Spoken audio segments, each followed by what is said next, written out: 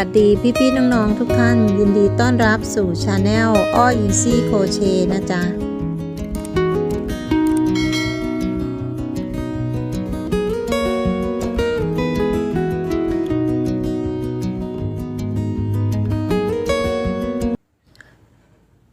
สำหรับอุปกรณ์ที่พี่อ้อใช้ในการสาธิตคลิปนี้นะจ๊ะพี่อ้อใช้ไหมพรมของ Eagle ขนาด4พาย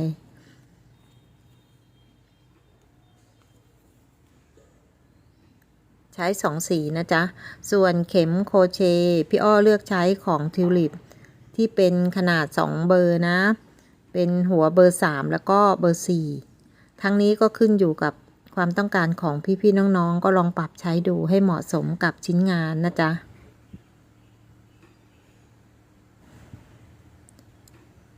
เริ่มโดยการคล้องห่วงเป็นวงกลมถักโซ่3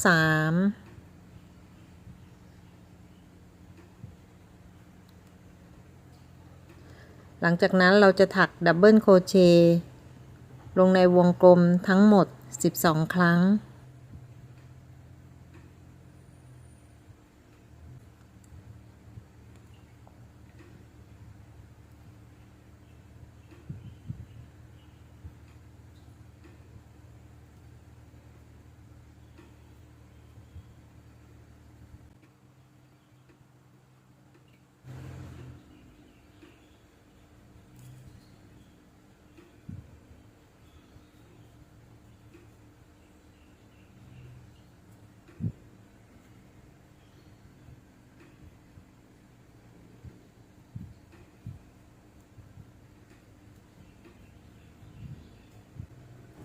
แถวต่อไปขึ้นต้นด้วยโซ่3หลังจากนั้นเราจะถักดับเบิลโครเชต์1หลักถัดไปเราจะถักดับเบิลโครเชต์2ครั้งลงในโซ่หลักเดียวกันสำหรับแถวนี้นะจ๊ะเราจะถักสลับกันแบบนี้ตลอดทั้งแถวเราจะได้ดับเบิลโครเชต์รวมทั้งหมด24หลักด้วยกัน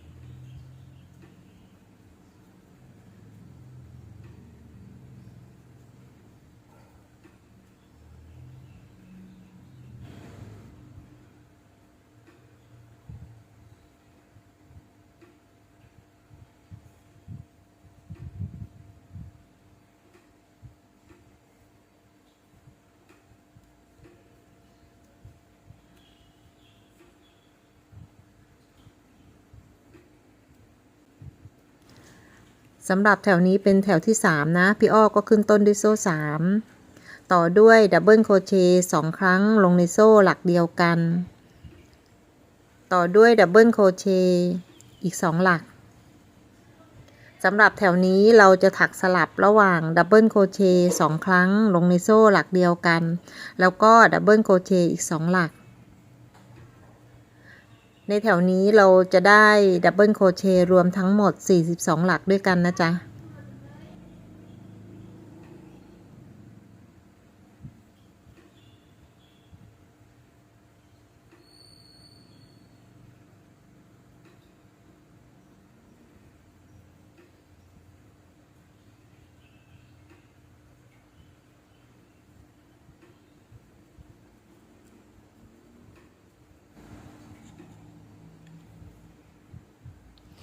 ถักออกมาจบแถวแล้วนะจ๊ะ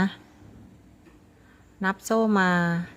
โซ่หลักที่3 1 2 3เลื่อนห่วงแบบนี้นะจ๊ะ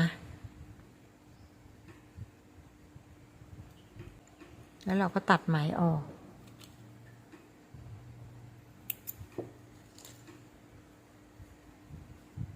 ม บางท่านอาจจะต้องการดอกใหญ่ฝันนี้ก็สามารถขยาย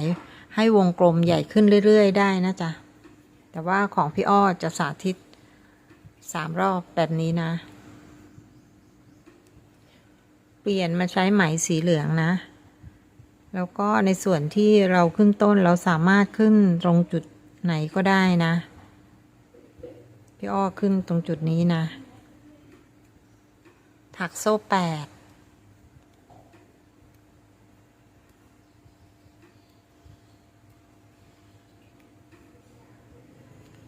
โซ่8เสร็จแล้วนับข้ามมาโซ่หลักที่3ถักดับเบิลโครเชต์ลงไป1 ครั้งโซ่5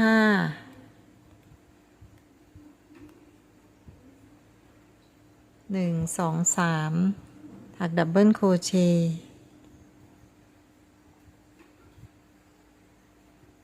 1 2 3 4 5ถักดับเบิลโครเชต์ลงในโซ่หลักที่3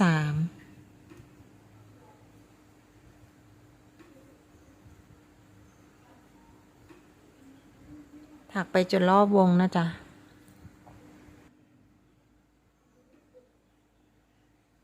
โซ่5ช่องสุดท้ายนะจ๊ะนับโซ่มาหลักที่3 1 2 3แล้วก็เลื่อนห่วง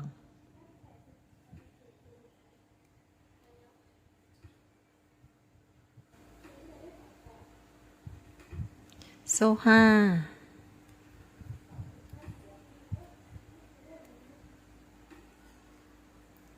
พลิกกลับมาด้านหลังนะจ๊ะถักซิงเกิลโครเชต์ถักให้ตรงหลักเดิมนะแล้วก็โซ่3พลิกกลับมาด้านหน้า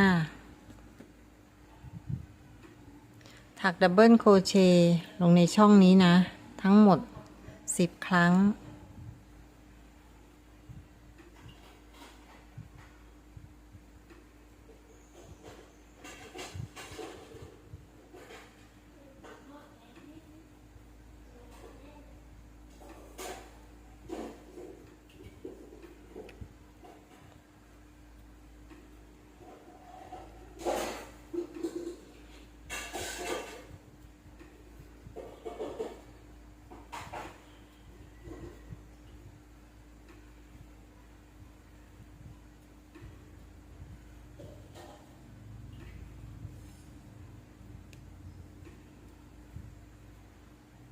1 2 3 4 5 6 7 8 9 10เรานับโซ่ที่เราขึ้นต้นด้วยนะเป็น1 หลักนะจ๊ะ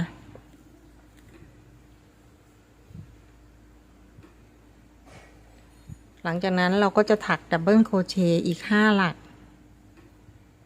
หรือ5 ครั้งนะลงในช่องนี้นะ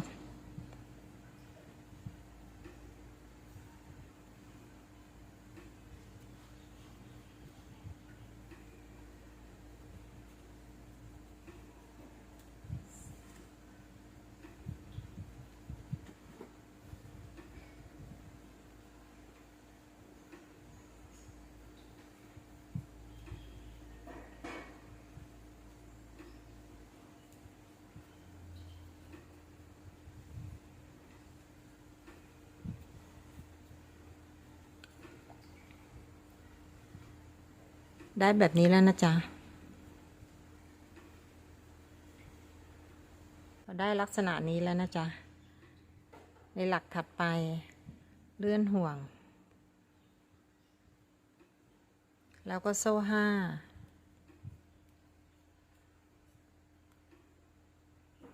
พลิกกลับมาด้านหลังลงในช่องนี้นะซิงเกิลโครเชต์ดึงไหมออกมาต่อด้วยโซ่3พลิกกลับมาในช่องนี้เราถักดับเบิลโครเชต์10 ครั้ง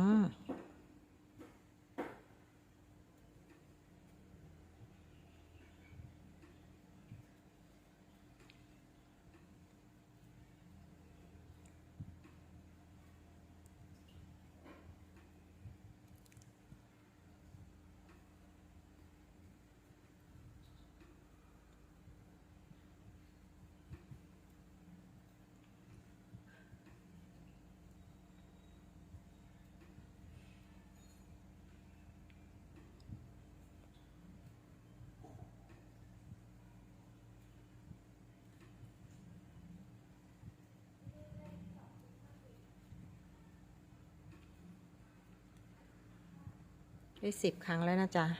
ต่อไปถักดับเบิลโครเชต์อีก5 ครั้งลงใต้หลักนี้นะ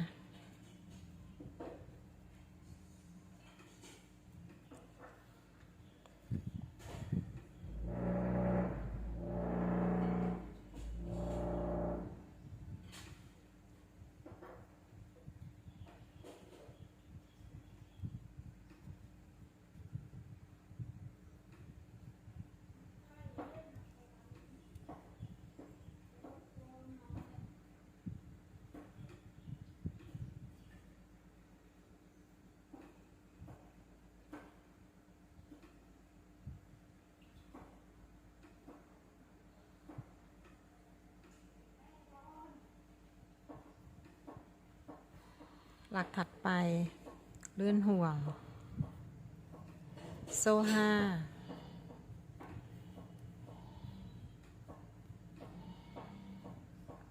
อะไรนะจ๊ะพี่กลับมาด้านหลัง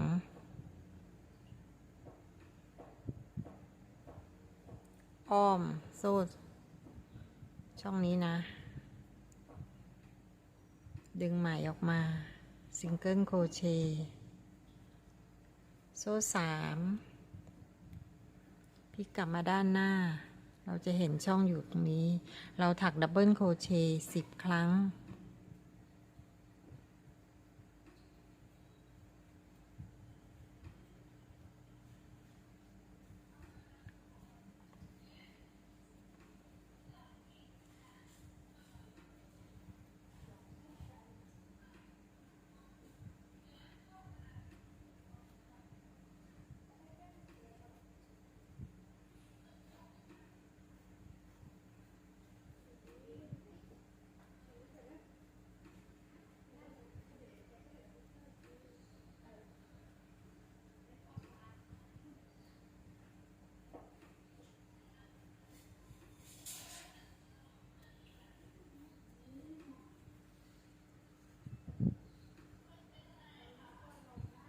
ในช่องนี้นะจ๊ะใต้โซ่หลักนี้นะเราถักดับเบิลโครเชต์อีก5 ครั้ง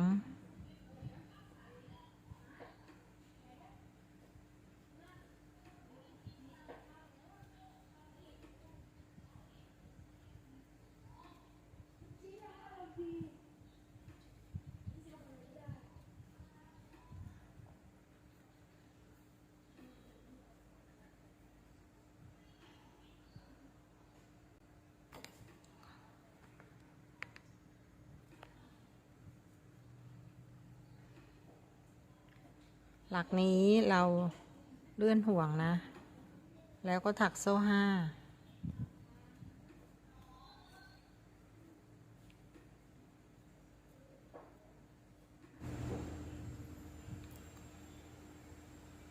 พี่อ้อถักมาจนครบทุกกลีบแล้วนะลักษณะของดอกเขาก็จะออกมาแบบนี้นะ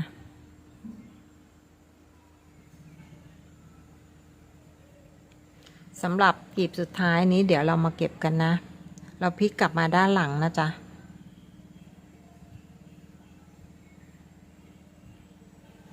แล้วก็ใช้เข็มสอดเข้าไปจุดนี้นะเดี๋ยวไหมออกมา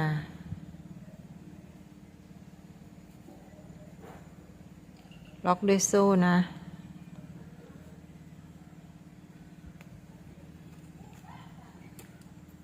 เราก็ตัดไหมออกส่วนปลายไหมเนี่ยเดี๋ยวเราค่อยเก็บกันช่วงที่เราเสร็จชิ้นงานแล้วนะลักษณะของดอกเขาก็จะออกมาแบบนี้นะ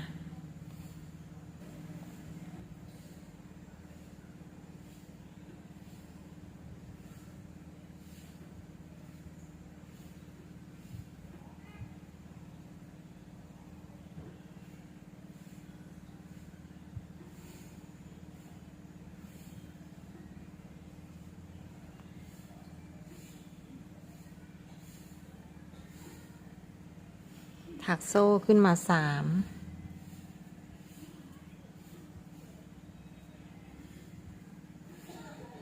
ถักดับเบิลโครเชต์ 6 ครั้งนับรวมโซ่แรกที่เราขึ้นต้นด้วยนะ3 หลักแรกอะที่เราขึ้นต้นเรานับรวมด้วย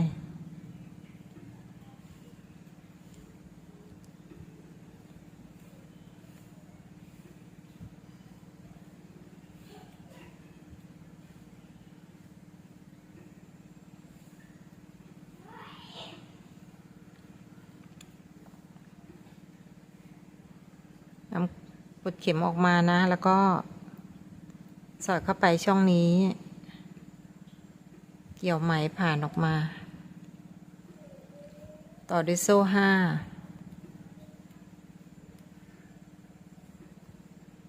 5ซิงเกิลโครเชต์ในห่วงด้านหลังนี่นะห่วงถัดไปโซ่3ดับเบิลโครเชต์6 ครั้งนับรวมที่เราขึ้นต้นด้วยนะ3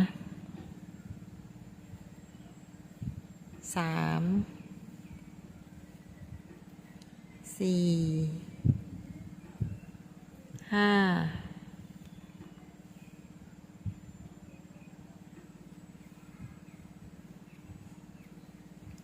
6 2 4 6ปลดเข็มออกแล้วก็สอดเข้าไป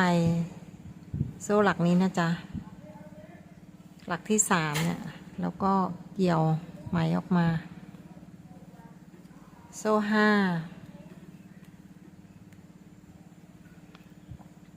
ซิงเกิลโครเชต์ลงในห่วงถัดไป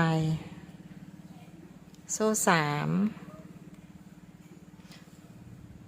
ถ้าเราไม่นับหลักแรกนี้เราก็ถักดับเบิลโครเชต์5 ครั้ง1 2 3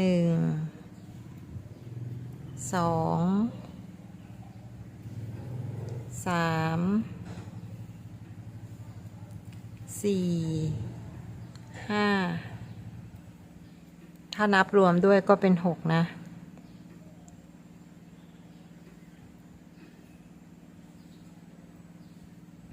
เกี่ยวไหมออกมา1 2 3 4 5ได้แบบนี้นะจ๊ะ1 2 3 4 5โซ่5แล้วนะจ๊ะจบแถวนะเราก็เลื่อนห่วงออกมาที่ห่วงแรกแล้วก็ตัดไหมออกแล้วเดี๋ยวเราก็จะเก็บปลายไหมด้านหลังให้เรียบร้อยแล้วเราก็มาตกแต่งชิ้นงานกัน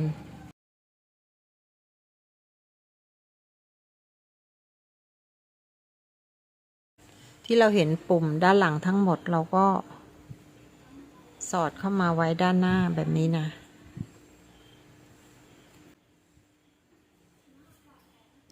เสร็จเรียบร้อยแล้วจ้าพี่อ้อขอบคุณพี่ๆน้องๆทุกท่านนะจ๊ะที่เข้ามารับชมแล้วเจอกันคลิปถัดไปนะจ๊ะสวัสดีจ้า